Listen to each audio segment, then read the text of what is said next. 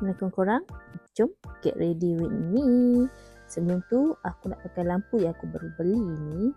Kita nak tengok ketahanan lampu ni alright ke tak alright. Nampak tak? Ini warm white. Kita nak pakai white yang ni. Nampak tak? Nice kan? Bercahaya muka aku. So jom kita mula. Okay, aku dah prep muka aku siap-siap. Korang prep lah macam mana cara korang prep muka kan. Lepas tu aku terus start dengan Original tinted sunscreen ni yang tone up nya. Korang lumur-lumur kat muka korang bagi sekata. Dia memang agak putih. Nanti bila lama dia akan blend dengan kulit korang, nampak tak? Lepas tu aku pakai Anas punya lip butter. Then aku terus pakai cushion foundation daripada Dazzle Me Code N03.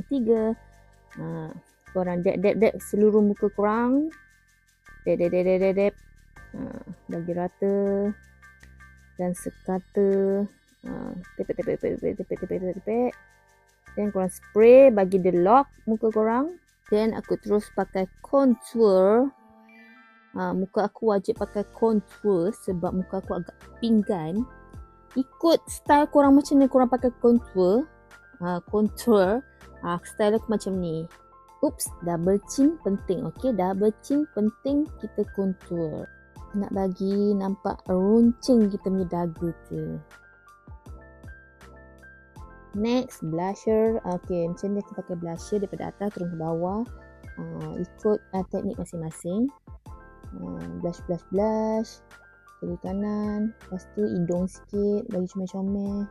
Setelah blusher, kita terus pakai powder. Aku pakai Emina punya powder. Ini buat-buat lenjan punya lah kan. Jimat pakai Emina ni. Berbulan-bulan tahan. Dan kita ratakan seluruh muka. Buat contour hidung. Aku ni tak pandai sangat buat contour hidung. Sikit-sikit boleh lah. Sebab hidung aku memang dah mancung. Gitu. Then kita blend bedak tadi tu, blend satu muka tau. Blend je. Jangan lupa kita punya glitter. Biar orang nampak berbatu-batu dah nampak dah hidung kita tu. Lepas tu aku terus pakai lip matte Anas kod Tuan Seh. Lepas tu aku sulamkan dengan kod Nirmala. Lepas tu korang dab lah pakai tangan. Tengok, nice kan? Untuk kening aku pakai brow gel je. Sebab kita nak pergi makan je kan. Lepas tu pakai mascara. Mascara aku pakai yang Silky Girls tu, yang kuning hitam tu. Ni senang, nak basuh pun senang. Nak ambil wuduk, nak solat senang, dia senang tanggal. Pakai sikit-sikit je. Buat ada-ada dan kita spray muka kita bagi lock.